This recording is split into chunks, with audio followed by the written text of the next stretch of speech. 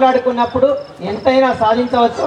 అందుకే నేను ఎక్కువ మాట్లాడకుండా సాధన చేస్తూ పదం పాడితే సాధించలేనిది ఏముంది అంటాడు ఒక కవి. కాబట్టి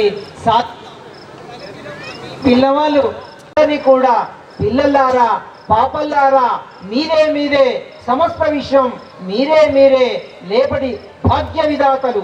అలాంటి భాగ్య విధాతలకి మనం అందరం కూడా ఇక్కడ మరి వాళ్ళకి చైతన్యపరిచేటువంటి కాలంలో తల్లిదండ్రులు ఉండడం సంతోషం. తల్లిదండ్రులు అందరూ ఒకసారి గట్టిగా చెప్పండి.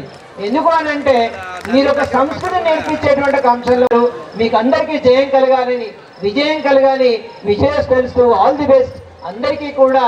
మరి సెలవు ఇప్పటికీ, స్నేహం ఎప్పటికీ. ధన్యవాదాలు.